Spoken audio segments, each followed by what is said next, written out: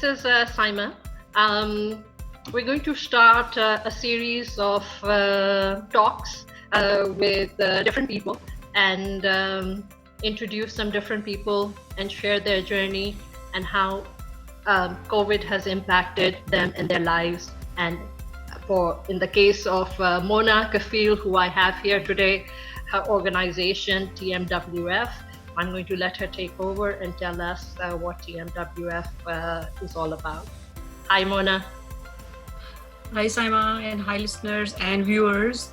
Thank you, Saima, for starting this conversations. And I think it's a perfect way to get to know each other. Absolutely. And get to know beyond, just a social greeting of hi, how are you, move on to another one. So I think it's a very good way. Thank you so much for starting this conversation. Absolutely. So my name is Mona Kafil, and I've been in Dallas for many years, 20 plus years. And I used to volunteer for this organization called Texas Muslim Women's Foundation. And I'll share quite a lot about what my organization does and what we do in the community. The organization itself is 15-year-old organization. So it's not a small mom and pop anymore. It's growing tremendously with our services, with our programs, and just a lot of expansion. And my role has been from mom volunteer to board member, to staff, to leading some of the aspects of the organization. And currently, I'm the interim executive director with TMWF. That's what I do. So Mona, what made you start the organization at the time when you and I believe you have some other affiliate together, you guys started the organization, right? So I did not start the organization, so I'm not one of the founding members, but there were almost like 20 plus women who got together. And it was after 9/11 that a lot of these women, and specifically Muslim women, got together. And they were in the process of grieving what happened to the world, what happened to America, what happened to their faith after 9/11. So it was a lot of grief and also going inwards for reflection. What are the things that we are supposed to do or we should do? Making sure that, the image of a Muslim woman is the real one and not the one which is stereotyped on the media. What are some of the issues which our community is facing? So shelter, domestic violence, helping youth understand what their identity is post 9/11, and what will happen to our seniors. So these were some of the things that when these 20 some ladies came together time and again, they started discussing what are we going to do about it. And sure enough, when you have a critical mass of women whose passion is above and beyond their own lives, they always find a solution. And that is how TMWF was born. And I'll tell you, substance. Yes, absolutely. These were women of substance for sure. And they continue to support and be a very integral part of TMWF. One thing that they really wanted to make sure that the name Texas and the name Muslim be there, not because the organization was meant to serve Muslim women, but it was along the lines of how Catholic Charities is. It is driven by faith, but it is open to everyone, whether it is the clients, whether it is staff, whoever it is. The organization is open and we do not discriminate. So I'll tell you a little bit what we actually do. We have, right now we have 2 shelters. We serve victims of domestic violence, women and children. And we have approximately 27 apartments. And once these ladies who qualify who move from shelter, they move into transitional housing to make sure that their lives are stable, they get their jobs, they get their savings. So this is a very concise social service program that we have. And then we have art program. Then we have youth, a very active youth program. We also have a refugee outreach program, because basic needs of refugees are being met with amazing organizations that serve them. We go beyond that. So refugees, when they've gone through their trauma, they need counseling, they need language, they do get ESL, but beyond that, beyond basic English, they have no idea. They have no idea how to interpret a simple bill.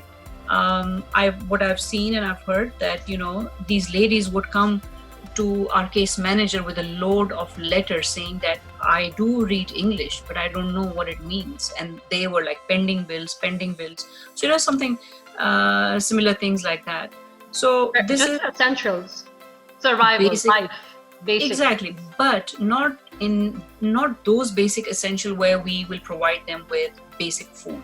We do, but then we have other agencies. They are constantly working with basic food and basic needs, either it is furniture, cars, or whatever. Like Maruf as well as ICNA, exactly. So they do that work. So we've always partnered with Maruf, and we've always partnered with ICNA and IRC and any other agency, because we intentionally don't duplicate.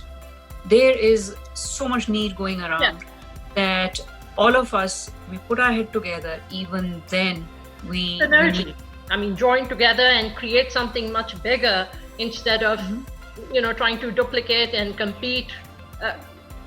You just enhance your ability and what you're doing for the organization, actually for the people. You're doing a better job, being more effective. Absolutely. So these are some of our very basic programs, and we do a lot of prevention. Prevention is through our different groups that we have. We have a lot of advisory groups. So these advisory groups, one of them will just reach to corporations. Then we have our program, very active program through Radio Azad. Believe it or not, there are so many clients who have reached to us through our ethnic radio. It's an ethnic radio, and we have our programs interpreted in different languages as well. We have speakers who speak different languages. But you are open to receiving women from all backgrounds. Oh, yes, absolutely. We do not discriminate. We do not proselytize. We are federally funded, so there is absolutely no discrimination at any level. What does this organization mean to you, Mona, on a personal level? It's a mission. It's not just an organization that I work with. It's a mission. And why? Because I feel that I'm very lucky and I'm very blessed to come to this country, and it has given me and my family roots, a home. And from local schools where my kids have gone when I used to volunteer, and they made me feel at home. Moving from our own country, I need to give back, whether it is to immigrants. This is perhaps our small way of giving back, especially to the country that even I feel the same way that you feel, that I think it's one of the best countries in the world. I've met some of the most amazing people in this world who have taught me so much. And I think whether it's you, it's myself, so many other women who are trying to make a difference, and to show our gratitude and appreciation for this country that gives us so many opportunities. Absolutely. I mean, nobody, from my first neighborhood when my kids were in kindergarten, from that time till now, the neighbors, the school, the teachers, I am still in touch with each one of them because of their acceptance, and because I was there to learn from them. And respect is a two-way street. So yes, absolutely. And that is my way of giving back.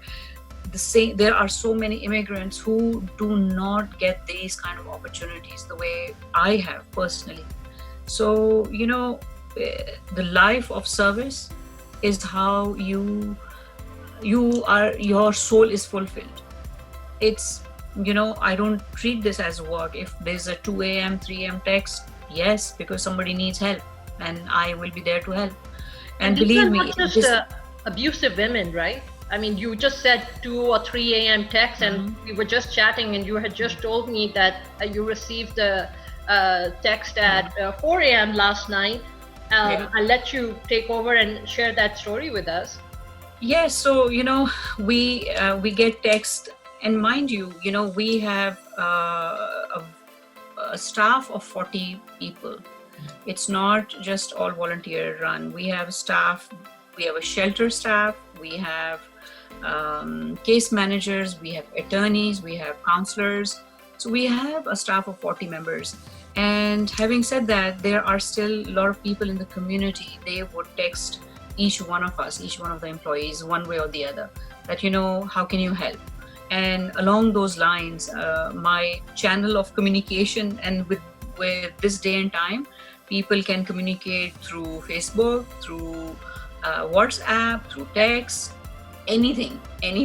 So, by the time I'm ready to retire, it's like, I'm getting different emails and texts. So one of them again was somebody needing help, the family not being in town, the husband stuck in the country of origin, not being able to come back, and while the lady has given birth to a new baby and she's by herself, no support system. So we're going back and forth and see how we can help. So yes, we do. At our shelter, we will only accept clients who have a background of domestic violence, and that domestic violence is not just physical harm, it's emotional and finance and spiritual. So that's where these ladies come through our shelter. But then we have a huge number of clients who are non-residential. They don't stay at our shelter, but they are in need of legal help. They are in need of counseling. Believe it or not, COVID has really catapulted our counseling services. Some of the old clients who had left TMWF, they started calling back because they needed support. The isolation of COVID is really hurting people, and women who feel isolated at home. Simple things that I did not realize, we take things for granted, right? That, everybody understands. If you're in this country, everybody understands the system. Everybody understands English, because how can you come to this country and not know English? But simple thing, yes, some of the calls that we received were, my children have brought homework from school and I do not understand the homework. How do I help them? Because my children were being helped by the teachers. Now teachers are themselves so overwhelmed. Now, how do I understand what these words, I know what this, I can read the word, but I don't understand. So a lot of these calls have come up and we are helping them. Our counselors are going above and beyond. Our legal staff is going above and beyond. Honestly, ever since mid-March, when we started to work from home, all 40 staff members are going above and beyond. They are not seeing that whether it is a weekend or evening, any request that comes to them, they are going out of their way to help. So, you know what, this is not my work. This is the huge village responsibility and people behind me. Yeah. And Mona, how do you, so I know you mentioned that it's a that you guys are federally funded, but I don't think you can do this without the support of people either, right? 100%. Volunteers, people, funding, right?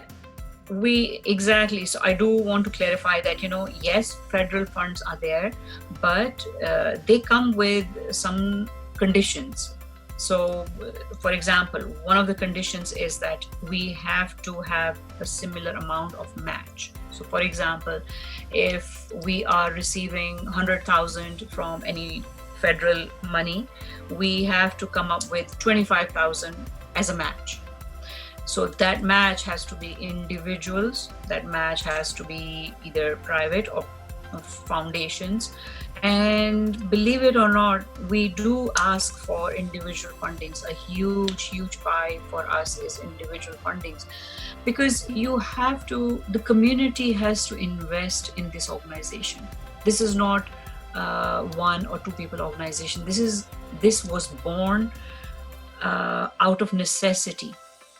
So the necessity, and people have to understand the necessity of who else is managing the population, which is culturally specific population. One thing that we really pride ourselves, like I said, we are open to all faiths, we are open to all denominations, cultures, everyone.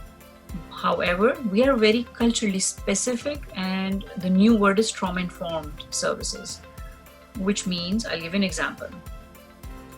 Let's say you have a client from any country, let's say Sudan.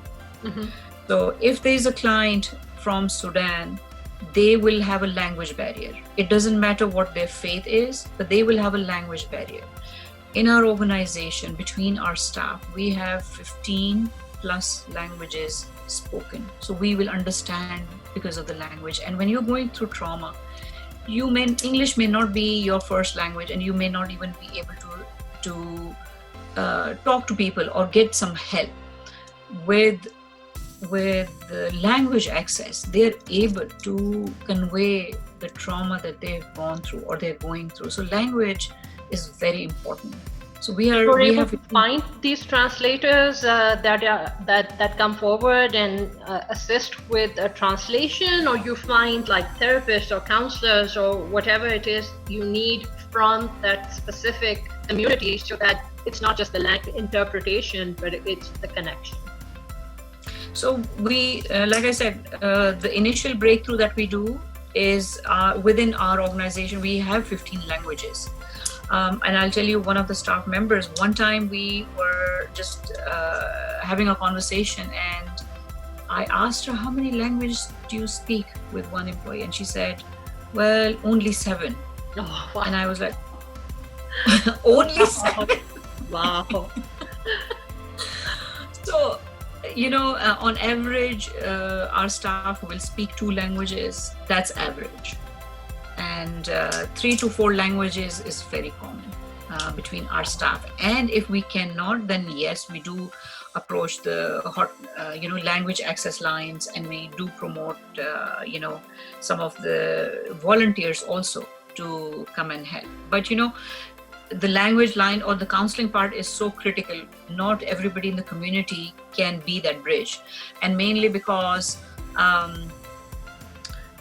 with counseling, you need to have the confidentiality, and you also, if a volunteer is sitting there, they may not be ready to handle those crisis situations. So we do not have volunteers to bridge the gap for the language. So we do get people who are certified, or they have the knowledge of how to treat them.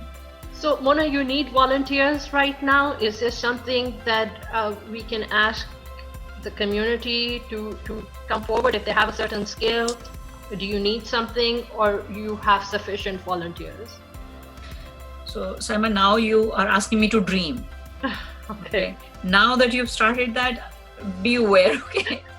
Yes, we're always looking for very skilled volunteers. Definitely. What kind of skills?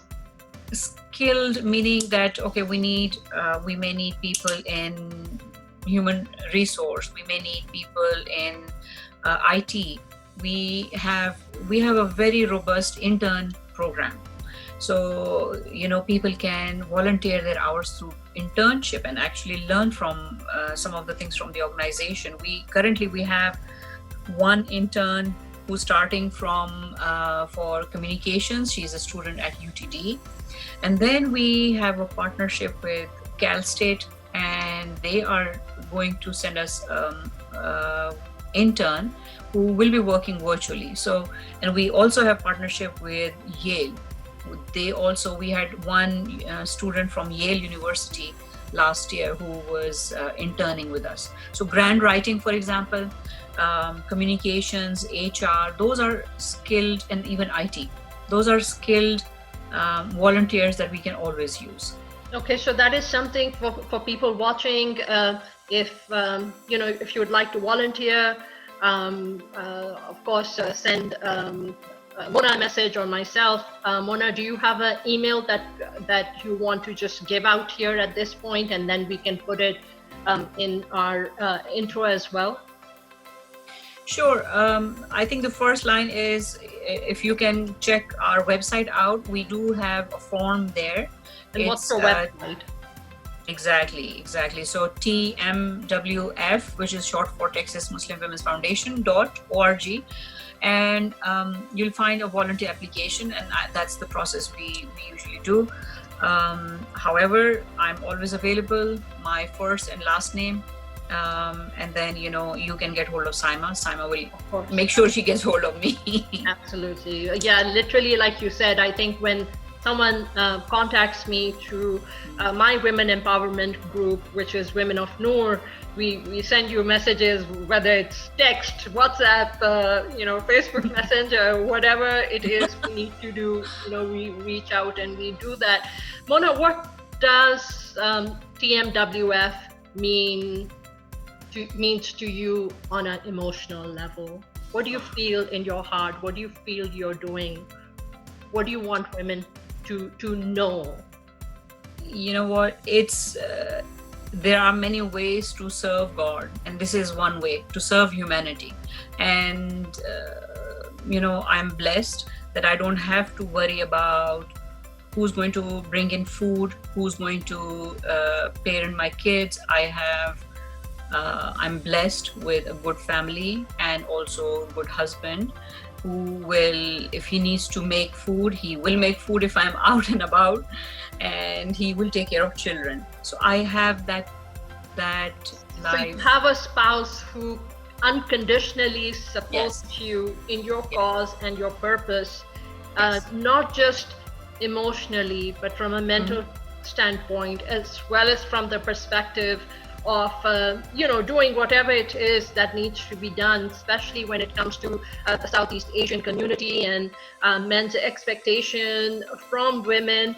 I'll let you continue, and I'll let you share also what message you might have for men. So absolutely. So I feel that I am blessed, and I have to give back to our women who need help. I think it's the essence of what I do, because I think I've been raised on the premise of, if you don't serve humanity, why are you here? What good will it do if you keep on serving yourself? Yeah. So life of service, and I think we women, we have learned from our mothers, from our grandmothers. My mother was a single mother. My father passed away very early when I was 14, 15. And I saw her raising children, and I saw how raising children, how she was able to support my only way out, or our family's way out, was because she was very highly educated. And she made sure that, all four of us get education. And that's what I strive for. Anyone who comes comes through our doors or meets me, or the path that I work on, that education is going to save you. It doesn't matter what kind of education, but education is going to save you. And it'll save you. So Mona, a message in our last few minutes that we have remaining, a message for women, and then a message for men. Message for women. I don't consider myself somebody who will have those golden words, but simple thing, and specifically these days, show compassion. Show compassion, for give benefit of doubt to other people. Please do not judge. Do not, the minute somebody says something that you think is wrong, ask them why. So communicate and show compassion. This day and time, each one of us, believe me, even with people who you think their lives are perfect, everybody's going through trauma. Oh, absolutely. One way or the other. I'm like literally the first person to say that my life is imperfect, and every day there are different trials and things that we go through, and I think that goes for everyone. Go ahead, Mona, continue. No, just simple things. You have to live your life through the lens of compassion. Your own life you'll have so much less headache if you have compassion, and if you keep giving some people, not all the time, but first time benefit of the doubt. Always. Life is good. Always. What about for men, Mona? What would you like to say when it comes to abuse? Mona, do you primarily have women who come forward? Do you have men come forward as well? 100%. And the number shows 1 in 4 women will face intimate partner violence, and 1 in 7 men. So yes, wow. Men do go through it, and we have seen men who have gone through domestic violence. So yes, it's not a myth, and it happens. Your doors are open to both? Yes. No, we will not take men at our shelter. We may be able to provide them hotel nights, but definitely not the shelter. But services, yes. Services, yes, like counseling services for men? Absolutely. Oh, wow. So I didn't even know that. We are open to everyone, like I said. Anyone who has gone through abuse, doesn't matter who. For women who are going through abuse but who don't have courage to come forward, Mona, what advice do you have for them? I think if they can read and they can understand, and there's only one thing you need to understand: is this a normal part where every couple bickers, or is this a control issue? And if it is control, then things won't change, and you seek help. And one of the things that we are existing is because of one of the things that we do is confidentiality. We do not share names. We do not share even, anyone who comes in, I would not know who that person is. Or, we have such stringent policies where we don't know who has come in, what their issues are. So trust the system, and, you have to know, for sake of yourself, if you have children, remember this is intergenerational trauma. And today your kids are not showing symptoms, tomorrow they will. And it's a well-known fact that either they become victims themselves or they become abusers. It's a well-known, established fact. So I think one thing that we definitely want women to know is that to be courageous and to be kind to themselves, and to love themselves or feel enough mercy for themselves to understand that abuse is not just physical abuse, it's verbal abuse.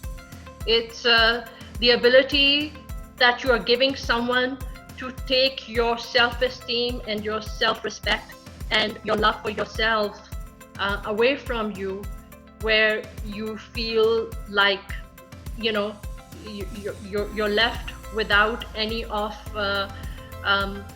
any feelings where you are worthy of being loved and respected.